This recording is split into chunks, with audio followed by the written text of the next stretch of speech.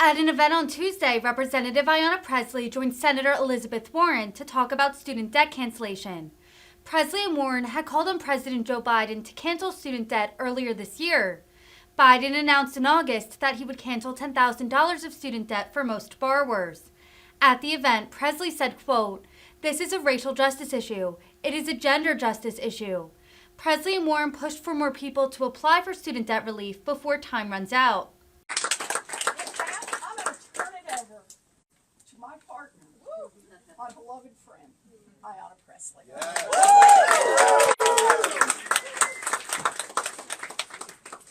Before I get to my thought partner, strategic counselor here, first I just want to talk about the place that we're in. Just thank you to the Grove Hall, Boston Public Library. You have been a tremendous partner on so many issues during the pandemic when we needed to connect people to rental assistance. You provided a space for that. And so just to the entire dedicated team here at Grove Hall, BPL, we appreciate you and thank you for being incredible good neighbors and partners in the work of getting information out. From rental assistance now to student debt relief. I also just want to say how incredible it is to stand here in Grove Hall and the fact that I get to stand here with 3 black women that I get to call president. Nicole Obi, the president of BECMA. We thank BECMA for their leadership and being partners in this broad coalition. President Sullivan of the NAACP. The NAACP is a big part of the reason why Pell Grant recipients were included in this.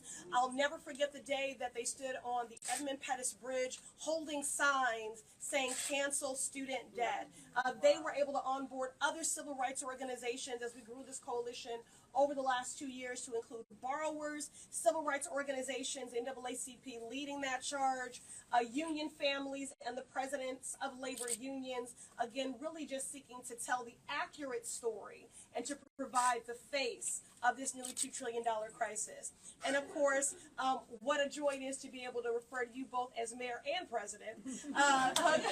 Kim Janey, we thank you for your leadership and on anything that every issue you've taken on has been about making the road easier and unburdening those who carry the heaviest burdens, from fare-free transit and expanding those bus lines when you were mayor to your role now at Empath. We thank you. And I will say, when Empath was the Crittenton Women's Union, this is actually what introduced me to the crisis of student debt. Because as I listened actively to the stories of the women there, looking to get on the pathway of self-sufficiency, I found that there was a common thread. And that is that many of them had attended for-profit colleges and universities.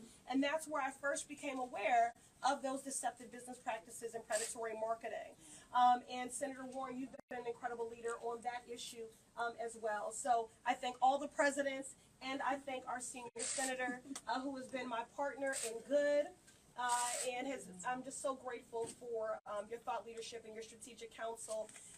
And as President Janey so rightly put it, to all of you, it is the stories that you shared that we carried in our hearts, Senator Warren and I, at every presser, every march, every negotiation, up until the very end. I want to first center the racial justice components of this. Black Americans have been locked out of every major federal relief program in this country, from the Homestead Act to the GI Bill, to the New Deal, and of course disproportionately targeted by redlining. There have been gains made. Black Americans earn, in some instances, more income, but we don't have wealth. And so black borrowers borrow at higher rates, 85% that of our white counterparts at 65%. And then we are 5 times more likely to default on those loans. And so when you think about those things that create generational justice, a policy like this, student debt relief, and in many instances, cancellation, this is transformative. This is generational justice. This allows those who have been disproportionately locked out to begin to build wealth, to purchase a home. And we were able to strengthen our hand in our negotiations during the pandemic because we fought successfully for those 3 pandemic pauses on student loan payments. And we heard those stories of people, many who became first-generation homeowners, who were able to purchase essential goods at a time when they needed every single dollar. And we appeal to the Biden-Harris administration. Look how game-changing this has been just during this short period. Imagine how more meaningful and transformative this will be with the stroke of a pen when you make student debt relief real. And so we thank the Biden-Harris administration for heeding the calls of this broad and diverse coalition. This is a racial justice issue. It is a gender justice issue. 2/3 of this debt is disproportionately on the shoulders of women. And it is an economic justice issue impacting people from every walk of life. Educators who went into debt, now raising young families, they went into debt because they wanted to be nation builders, set our babies on the best path, and they can't pay child care and the monthly minimum. Some of them risk losing licensure. I want to talk to you about the fastest growing constituency of borrowers, 50 plus, senior citizens I met as old as 76, on fixed incomes, who had their benefits garnished, who cried to me, I'm going to die still owing on this. I haven't even touched the principal.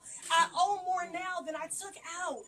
I want to talk to you about parents, many of them black parents, who took out Parent Plus loans, who can't retire because they're still paying on the loans they took out for their babies.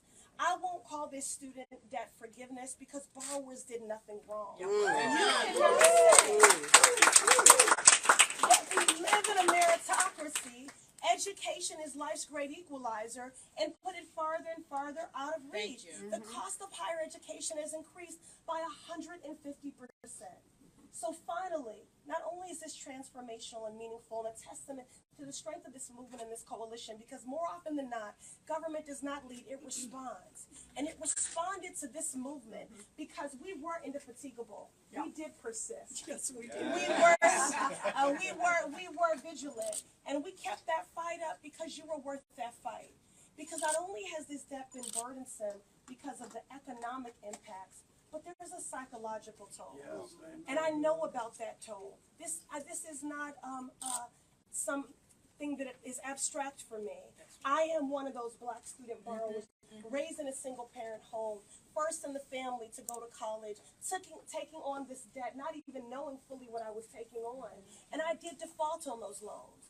And I did ultimately pay those loans off. But I carried such shame. It didn't matter how hard I worked, I couldn't get ahead. To this day, and I know it's 2022, so very few people have landlines, but I didn't want a landline because it was such to hear a ringing phone, just the constant calling, the trauma of that.